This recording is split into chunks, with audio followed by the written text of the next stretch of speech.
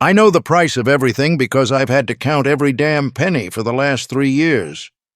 That night in Detroit, with rain turning the streets into mirrors of misery, I had exactly $17 in my pocket, and I gave it all away to a complete stranger. 24 hours later, 3 black Chevrolet Suburbans would be parked outside my house like I was some kind of fugitive, and my whole life would flip upside down in ways I never could have imagined. The math was brutal and simple. $17 meant 2 days of canned soup and crackers for Luke if I shopped the discount bin at the corner market. It meant maybe enough gas to get to one more job interview if I coasted downhill and prayed the tank fumes would carry me through. It was the difference between keeping the lights on for another week or explaining to my 9-year-old son why we were eating dinner by candlelight again, and not in the romantic way people do in fancy restaurants, but in the broke and desperate way that makes a kid's eyes fill with questions you don't want to answer. I was sitting at the bus stop near the old Greyhound terminal, the one that smells like diesel and broken dreams, letting the reality sink in that I'd just been fired from my 4th job in 8 months. Not because I couldn't do the work. I'm a damn good mechanic, learned my trade keeping Humvees running in Fallujah, but because I refused to look the other way when my boss started installing counterfeit parts in customer vehicles.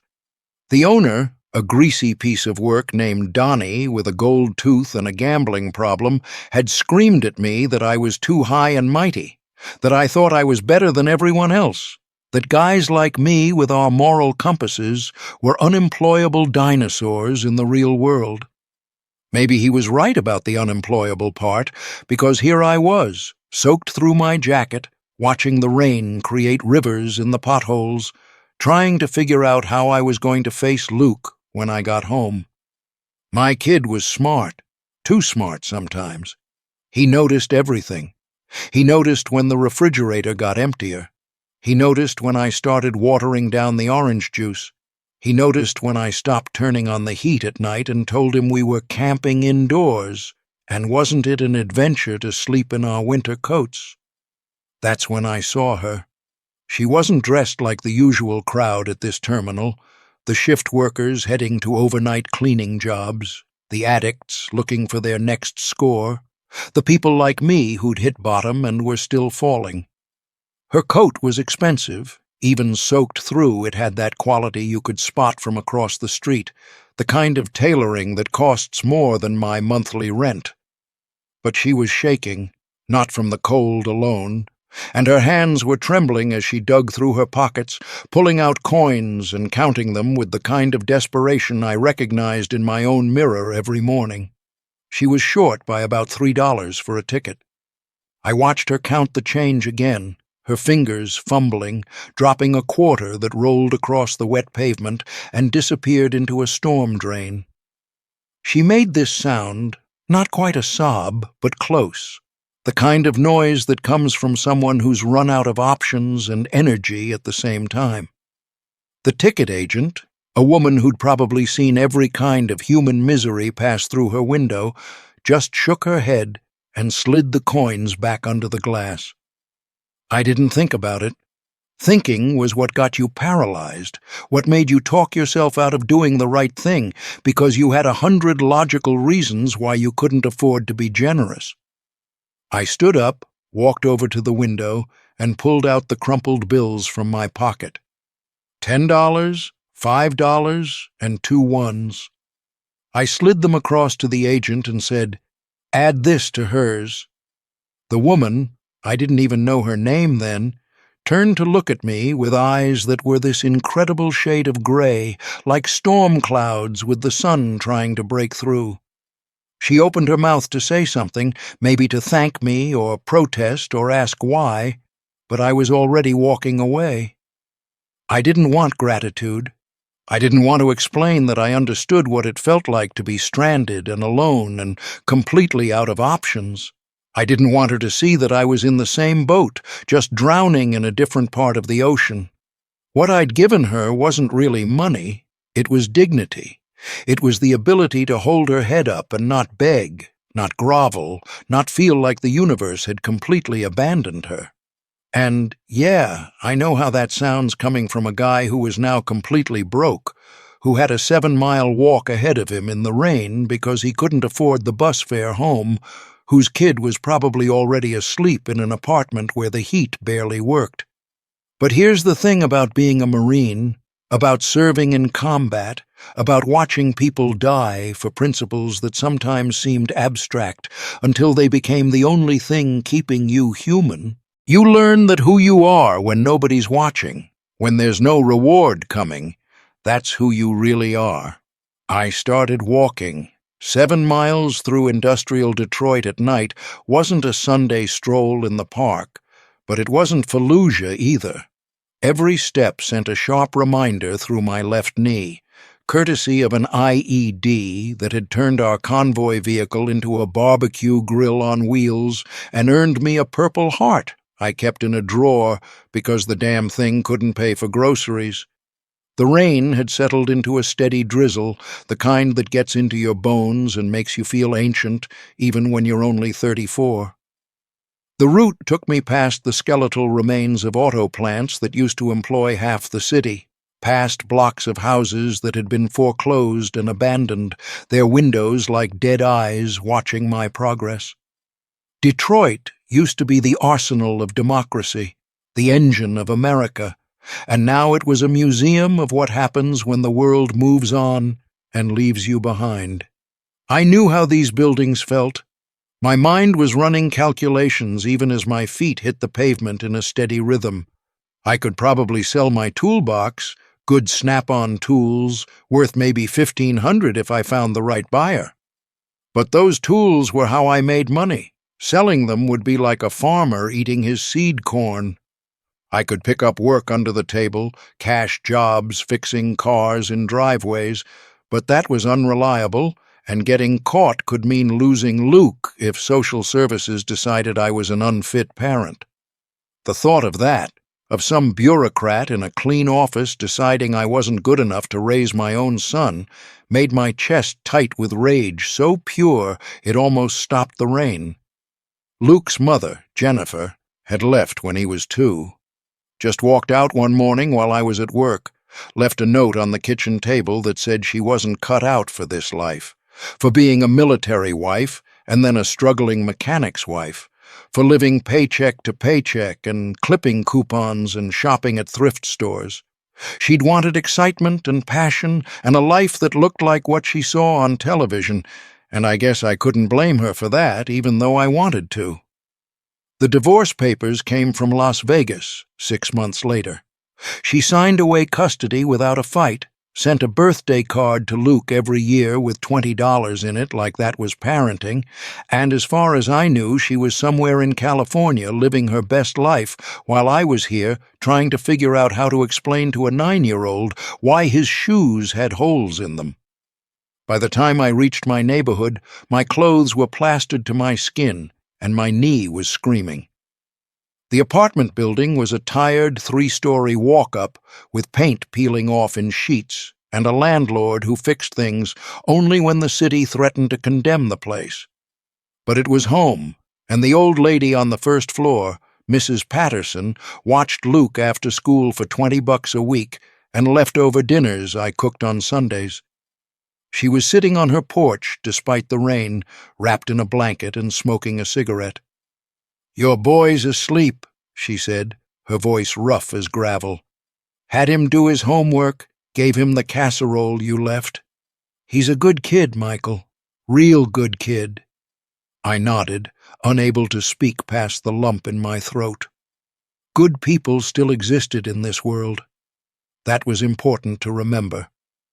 I climbed the stairs to our 3rd-floor apartment, each step a negotiation between my knee and my will.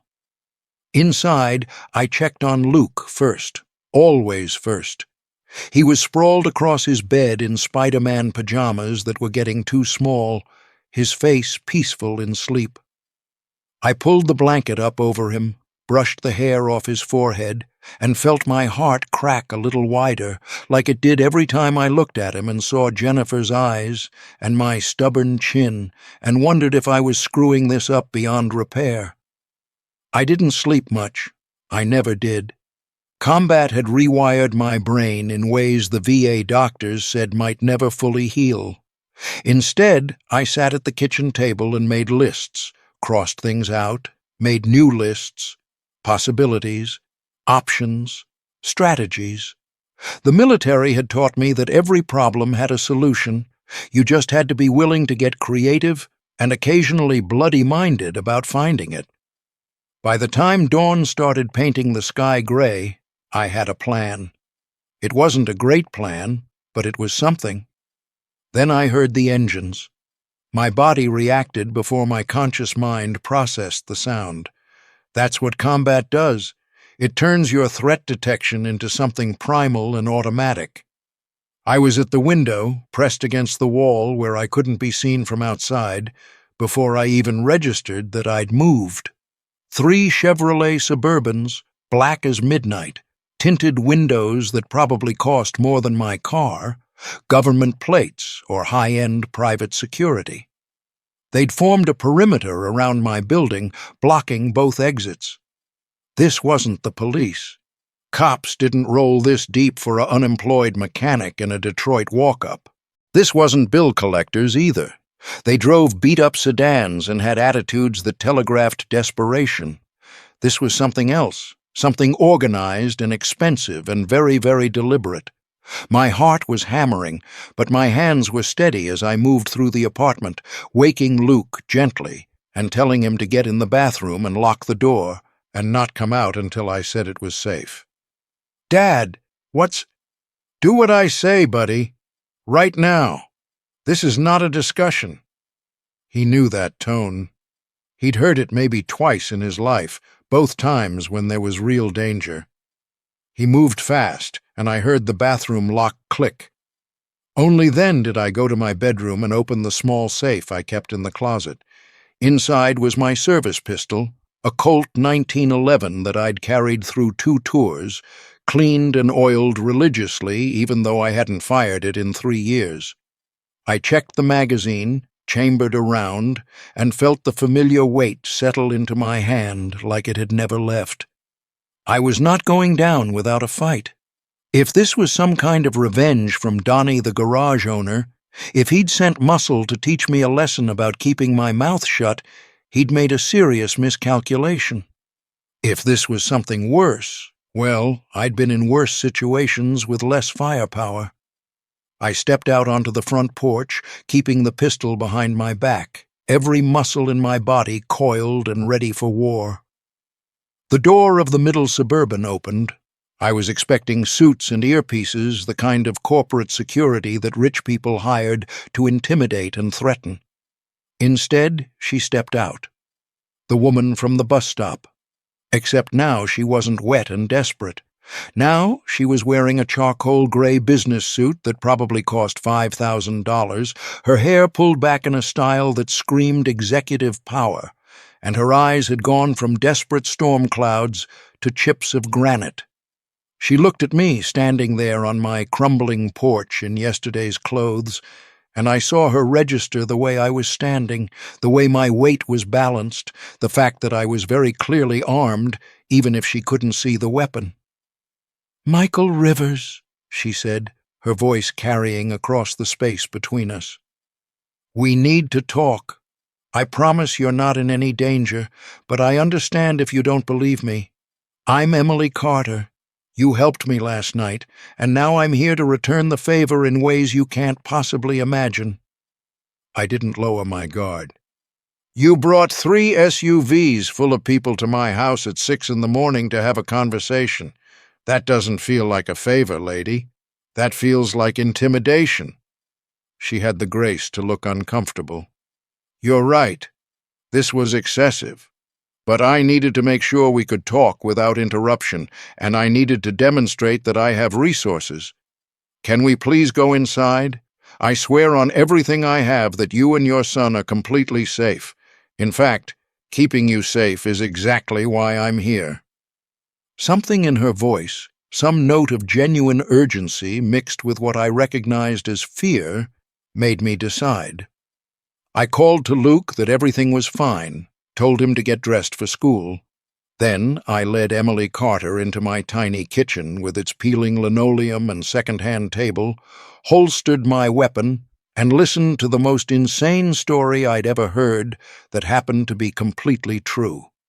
She was the CEO of Carter Strategic Group, a consulting firm that worked with Fortune 500 companies on mergers, acquisitions, and corporate restructuring, worth about $40 million personally, with another $120 million in company assets. The previous night hadn't been random bad luck. Her business partners, two people she'd trusted for over a decade, had orchestrated the whole thing. They'd frozen her accounts temporarily using forged documents, had someone steal her phone and identification, and dumped her at that bus terminal without a cent. It was a test, a way to break her psychologically before a crucial board meeting where they planned to vote her out and take control of the company. "They thought I'd panic," she said, her hands wrapped around a cup of coffee I'd made from grounds I'd been stretching for 3 days. "They thought I'd call someone, beg for help, show weakness. They had people watching to see what I'd do. And then you happened. I gave you bus fare. You gave me $17. I did some checking on you, Michael. That was every dollar you had in the world. You gave a complete stranger everything you had, expected nothing in return, and walked 7 miles home in the rain. Do you understand how rare that is? Do you understand what that says about your character?" I was starting to feel uncomfortable. "It says I'm an idiot who can't afford groceries this week.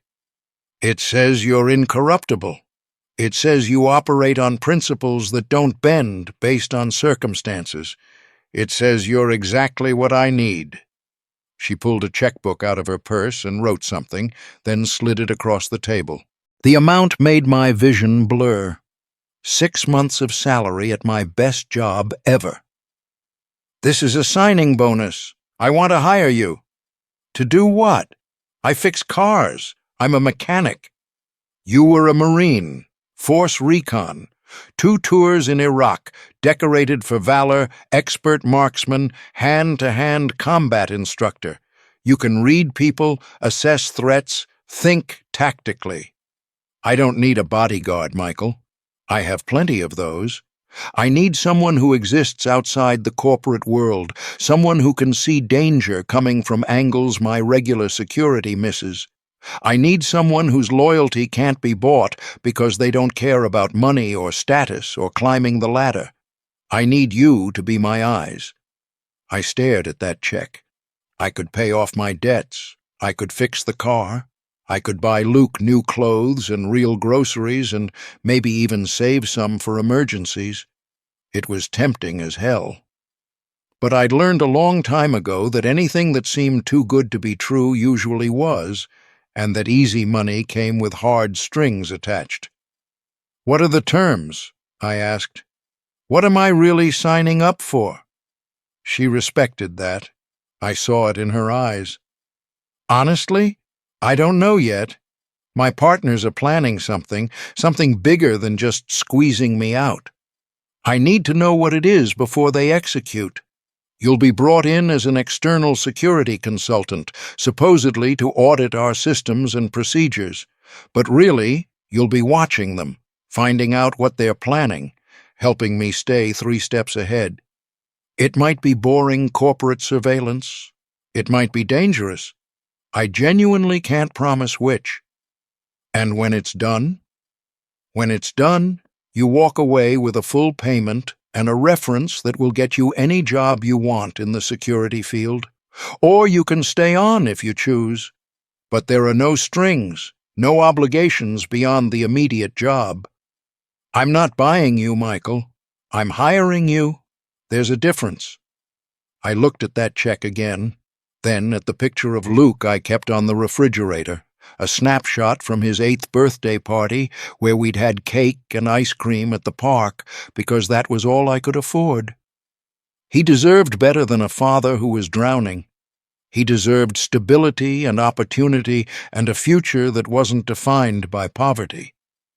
But he also deserved a father who kept his integrity, who didn't sell out, who taught him that some things mattered more than money. "I'll do it," I said. "But we're clear on one thing. You're hiring my skills and my eyes, like you said. You're not buying my loyalty or my silence if I see something illegal. I won't break the law for you, and I won't cover up crimes. Those are my terms. Non-negotiable." For the first time since she'd stepped out of that SUV, Emily Carter smiled. It was a real smile, one that reached her eyes and made her look almost human instead of like a corporate ice queen. "Those are exactly the terms I was hoping you'd set. We have a deal, Michael Rivers." She left me with the check, some paperwork to sign, and instructions to show up at her office downtown on Monday morning. As the three Suburbans pulled away and the sun fully rose over Detroit, I felt like I'd just made either the best decision of my life or the worst. Time would tell. I cashed the check that afternoon, paid my rent through the end of the year, bought groceries that filled every shelf in the refrigerator, and took Luke out for pizza at the place that had the arcade games he loved. Watching him play skee-ball with tokens I could actually afford to buy, seeing him laugh without that worry line between his eyebrows that no 9-year-old should have, I felt something I hadn't felt in years. Hope. Dangerous, fragile, terrifying hope. Monday morning, I put on the only suit I owned, bought second-hand for Jennifer's cousin's funeral 5 years ago and still smelling faintly of mothballs, and drove downtown to the gleaming tower of glass and steel that housed Carter Strategic Group. The building was everything I wasn't: polished, expensive, intimidating. The lobby had marble floors and abstract art that probably cost more than my entire life savings. The receptionist looked at me like I'd tracked mud across her pristine white carpet. Emily's assistant, a young guy named Trevor with perfect hair and a smile so fake it could be used in dental advertising, led me to a conference room where I met the enemy. Brian Hayes was exactly what you'd expect from a corporate predator. Mid-40s, gym-toned in that way that requires a personal trainer and protein supplements, teeth so white they were probably bleached weekly, handshake like a dead fish. Everything about him screamed calculated insincerity. Sandra Miller was his opposite and complement: sharp-featured, lawyer-smart, eyes that never stopped moving and calculating angles. She had a thin smile that never reached her eyes, and a way of tilting her head when she listened that made you feel like she was already 3 moves ahead of whatever you were planning. They were introduced to me as Emily's senior partners, the people who'd helped build the company from the ground up, her trusted advisors and friends. I was introduced as an external security consultant brought in to assess vulnerabilities and recommend improvements. The lies hung in the air like expensive perfume, sweet and toxic. "We're very security conscious here," Brian said, his voice smooth as oil. "I'm sure you'll find everything in order. We run a tight ship." "I'm sure I will," I replied, keeping my voice neutral and my face blank. "I'm just here to observe and make recommendations. Pretend I'm not even here." That's exactly what I wanted them to do. Underestimate me. Dismiss me. Think I was just some blue-collar grunt in a cheap suit who didn't understand their sophisticated world of mergers and corporate maneuvering. It's what people had been doing my whole life, and it had always been their mistake. In Fallujah, the enemy had underestimated our patrol's ability to adapt and counterattack, and they'd paid for it with their lives. Here, the stakes were different, but the principle was the same. Let them think you're simple, let them think you're slow, and then move fast when they're not watching. I spent the first week just observing. I watched how people interacted in the hallways, who avoided eye contact, who stopped talking when certain people approached. I noted who took long lunches together, who worked late, who seemed nervous, and who seemed predatory. In the evenings, after Luke was asleep, I reviewed security footage Emily had given me access to, watching patterns emerge like a picture developing in a dark room. Brian and Sandra were careful. I had to give them that. They didn't have obvious meetings in the office. They didn't send incriminating emails from company servers. But they got sloppy in small ways that only someone trained in surveillance would notice. The way they synchronized their coffee breaks. The way certain files were accessed at odd hours. The way money moved through accounts in patterns that didn't match the documented business activities. I started following paper trails during my supposed security audits. Emily had given me access to everything, and I used it. Financial records, contracts, supplier agreements, everything flowed through my hands and into my memory, which had been trained to spot anomalies. What I found made my blood run cold. They weren't just planning to push Emily out. They were building a parallel company structure. Shell corporations registered in the Cayman Islands, contracts that paid for services never actually rendered, money flowing out of Carter's strategic group like blood from an open wound. The plan was elegant in its cruelty. They'd built this structure over 3 years, skimming millions while simultaneously setting Emily up to take the fall. When the board meeting happened, they'd present evidence that she'd been embezzling, that she'd created these shell companies, that she was legally and financially liable for everything. She'd go to prison while they'd take control of the company, absorb the assets into their new structure, and emerge clean and rich while she rotted in a federal facility. I documented everything. Late nights in the server room, pulling files and encrypting them onto drives that I kept in a storage unit I'd rented under a fake name. I photographed documents. I recorded conversations using equipment Emily had provided through untraceable channels. I built a case that would stand up in court, that would destroy them as thoroughly as they'd planned to destroy her. But apparently, I wasn't as invisible as I'd thought. The phone call came on a Wednesday afternoon, just as I was picking Luke up from school. Unknown number. I almost didn't answer, but combat instincts told me to gather intelligence, even when it might be bad news. The voice on the other end was digitally distorted, processed through some kind of modulator that made it sound robotic and inhuman. But the message was crystal clear and personal enough to freeze my blood. They knew Luke's school. They knew his schedule. They knew what color backpack he carried, what time I picked him up, what route we took home. They described his favorite pizza place, the arcade he loved, the park where we played catch on weekends. "You're smart for a mechanic," the voice said. "Too smart. Stop digging, stop documenting, destroy everything you've collected, and walk away. You'll get a nice severance. Your kid will stay safe. Or keep going, and he'll have an accident. Kids are fragile.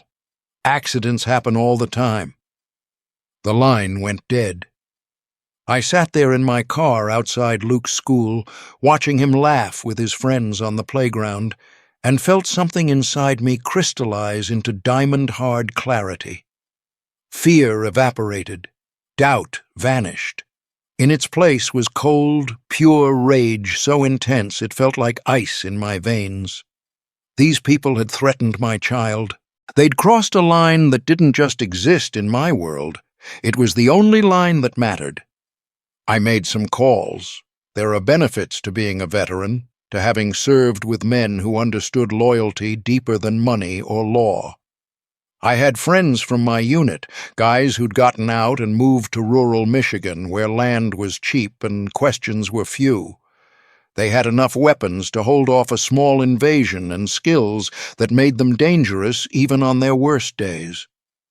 I drove Luke there that night, told him it was a surprise camping trip with my old Marine buddies, watched him get excited about shooting targets and learning survival skills. "When will you come back, Dad?" he asked, hugging me tight. "Few days, buddy. I got some work stuff to finish up, but I'll call you every night, promise." "Is everything okay?" His eyes were too knowing, too worried for a kid his age. "Everything's going to be fine," I lied, then corrected myself because I didn't lie to my son. "Everything's going to be fine soon. There's some bad people at my work, and I have to help stop them. But I'm good at stopping bad people, remember? Because you're a Marine. Always a Marine, Luke. Always." I held him for a long moment, memorizing the smell of his shampoo and the feel of his skinny arms around my neck. Then I drove back to Detroit, back to war. I found the tracking device on my car within 5 minutes of leaving Luke's place. It was good tech, probably military grade, hidden in the wheel well. I crushed it under my boot and threw the pieces into the Detroit River. Then I made some modifications to my phone, my apartment, my life. I swept for bugs, found 3 of them, left them in place, but fed them false information. I established new communication channels with Emily through burner phones and dead drops that felt like something out of a spy movie, but were deadly serious. I set up the meeting myself, sent an encrypted message to Brian and Sandra through channels I knew they monitored, offered them a deal. I'd give them everything I'd collected, all the evidence, all the documentation, in exchange for a cash payout and guaranteed safety for me and Luke. I named a location, an abandoned warehouse near the port, one of the countless industrial corpses that littered Detroit's waterfront like tombstones for the American dream. They agreed too quickly. They probably thought they'd kill me, recover the evidence, and continue with their plan. Maybe make it look like a robbery gone wrong, another tragedy in a city full of them. They had no idea what they were walking into. I arrived 3 hours early. The warehouse was a shell, windows broken out, graffiti covering walls, evidence of homeless camps and drug deals in every corner. I wasn't alone. Emily had used her connections to bring in people I'd recommended, FBI agents she'd been in contact with through her lawyer, agents who'd been building a case on corporate fraud and were happy to add more evidence to their files. Local news media, carefully selected journalists who could be trusted to document without interfering. And my own insurance, friends from the service who were positioned as backup, invisible but ready. Brian and Sandra arrived right on time, pulling up in a Mercedes with 2 guys in another car who were obviously muscle. They walked into the warehouse like they owned it, confident and aggressive. I could see Brian's hand near the small of his back, where a gun was probably holstered. Sandra was carrying a briefcase that likely held cash for show and weapons for reality. "Where's the evidence?" Brian called into the darkness. "Let's make this simple, Rivers. You give us what we want, you take your money, everyone walks away happy." I stepped out of the shadows on the second-floor catwalk, my hands visible and empty. "It's interesting that you assume I want to walk away, that I'm willing to let you destroy Emily and steal everything she built. That I don't care about right and wrong." Sandra's laugh was sharp and bitter. "Please. Everyone has a price. You're just holding out for more money. Fine. Name your number." "There's no number. You threatened my kid. You crossed a line, and now we're going to have a different kind of conversation." That's when I turned on the lights. Not the warehouse lights. Those had been dead for years. I activated the portable lighting rigs the film crew had set up, professional equipment that lit the space like a stage. And in that sudden blazing illumination, Brian and Sandra saw what I'd really prepared. FBI agents stepping forward with badges displayed, news cameras documenting every second, law enforcement closing in from multiple directions. The panic on their faces was beautiful. Sandra dropped the briefcase, its contents spilling across the dirty floor, including a pistol with the serial numbers filed off. Brian started backing away, reaching for his phone, trying to call for help that wouldn't come. I'd already made sure their contacts were either already arrested or too smart to associate with about-to-be-indicted criminals. "You can't do this!" Brian was screaming now, all his polish stripped away. "You don't have the authority. This is harassment." "I'm not doing anything," I said calmly from my perch above them. "I just documented your crimes and turned the evidence over to the proper authorities. They're doing this. I'm just watching." The FBI agent in charge, a woman named Martinez, who I'd met 3 days earlier, stepped forward with handcuffs. "Brian Hayes, Sandra Miller, you're under arrest for wire fraud, embezzlement, conspiracy to commit fraud, and threatening a witness. You have the right to remain silent." I watched from above as they were cuffed, as Sandra tried to blame Brian, and Brian tried to claim diplomatic immunity he didn't have.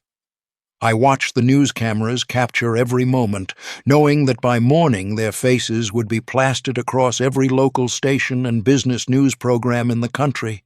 Their reputations were destroyed. Their freedom was gone.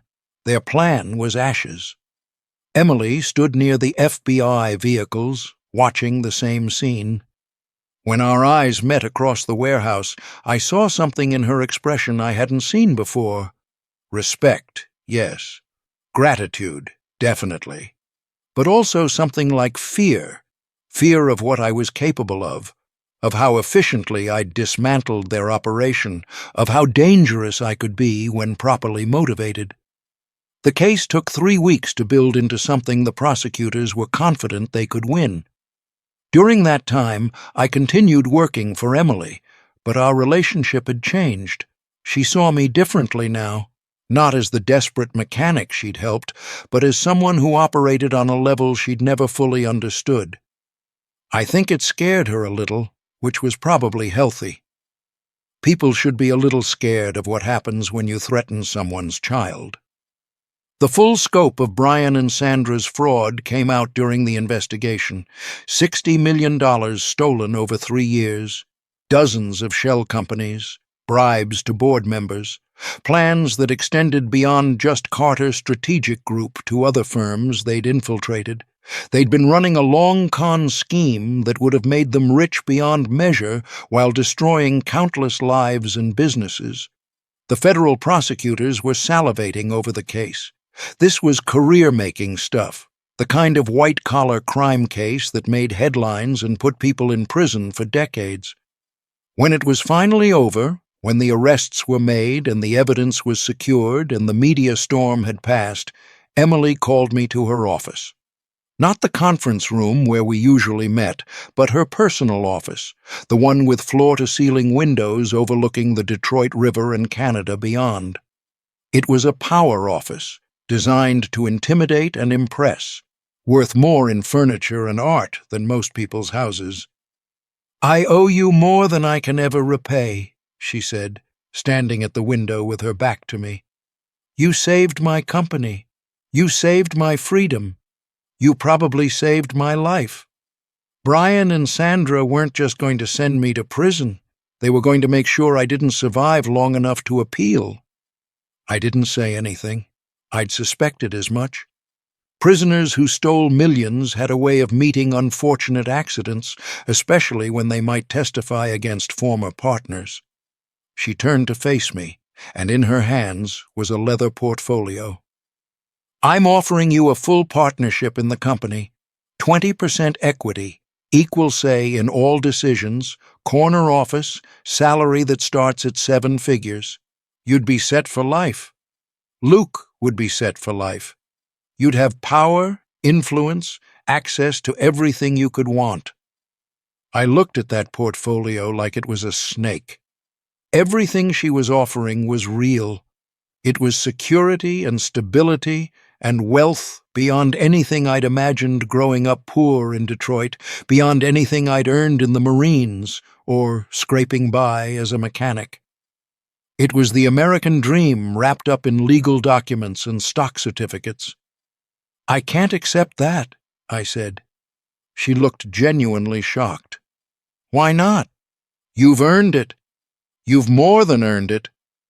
"Because it's not me, Emily. This world, this life, these glass towers and power plays and corporate maneuvering, it's not who I am. I helped you because it was the right thing to do, because you helped me when I needed it, and because taking down people who threaten kids is always the right call. But I'm not built for this world. I'd suffocate here." "Then what do you want?" "Pay me what we agreed on for the job. Fair rate for services rendered. I've got plans for that money. There's an old garage on the east side, been closed for 5 years. Owner wants to sell cheap. I'm going to buy it, fix it up, make it into something. A place where people can get honest work done at honest prices. Where veterans can learn a trade. Where single parents can get their cars fixed without being gouged. Something real." Emily studied me for a long moment. Then she smiled, and it was different from her corporate smile, warmer and more genuine.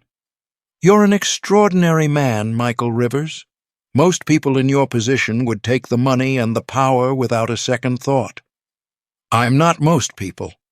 And I've learned that having too much makes you a target. I just want enough." She wrote me a check. It was generous, more than we'd originally agreed on, but not so much that it felt like charity. It was respect in financial form. We shook hands like business partners who understood each other, and I walked out of that glass tower for the last time. The garage I bought was a wreck.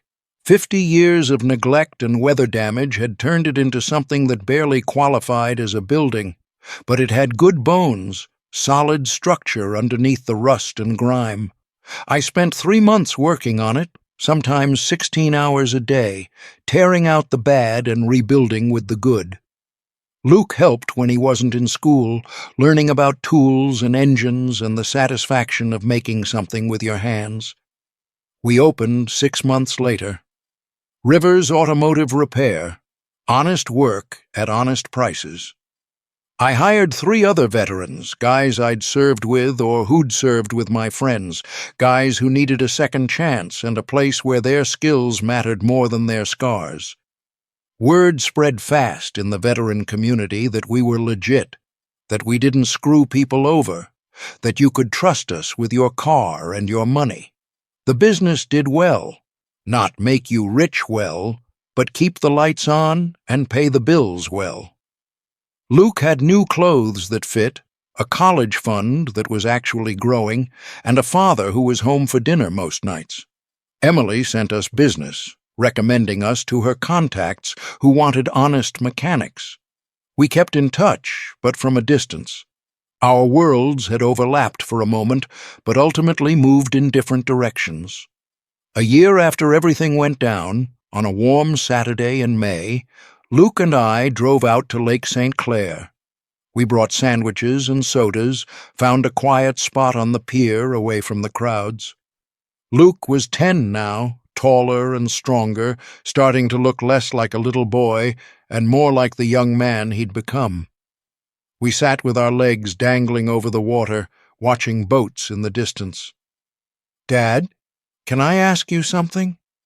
Luke's voice was careful, the way it got when he was thinking about something serious. "Always, buddy. What's on your mind?" "That thing last year with the bad people at your work. You could have taken the partnership, right? The lady offered you that?" "Yeah, she did." "Would we have been rich?" "Very rich." "Why didn't you take it?" I thought about how to answer that, how to explain to a 10-year-old the choices that define who you are. Because being rich wasn't worth becoming someone I'm not. I'm a mechanic, Luke. I'm a Marine. I'm your dad. Those are the things that matter. Having a fancy office and expensive suits and power over other people, that would have changed me, and not in good ways. But we could have had more stuff. We have enough stuff. We have a home and food and each other. That's not nothing. He was quiet for a moment, processing. Then he said something that made my throat tight. I'm glad you didn't take it. I like our life. I like that you're always you. I pulled him close, messing up his hair the way he pretended to hate, but secretly loved. I'm always going to be me, Luke. That's a promise. We sat there for a long time, watching the sun move across the sky and the water sparkle in the light. I'd given a stranger $17 because it was the right thing to do, not because I expected anything in return. That simple act had changed my life in ways I never could have predicted, had led to adventure and danger and opportunities most people only dream about. But in the end, the most important thing I'd done was stay true to who I was. I hadn't sold my soul for security or traded my integrity for wealth. I was Michael Rivers. I was a father, a mechanic, a veteran, a man who tried to do right even when it was hard. In the darkest moments, when you have nothing left but your choices, those choices define everything. That night at the bus stop, I'd chosen to help someone in need. Every day since, I'd chosen to be the kind of man my son could respect and the kind of man I could face in the mirror. And sitting there on that pier with my kid, feeling the warmth of the sun and the promise of tomorrow, I knew I'd made the right choices. The world was still broken in 1,000 ways, but my piece of it was solid. That had to be enough. That was everything.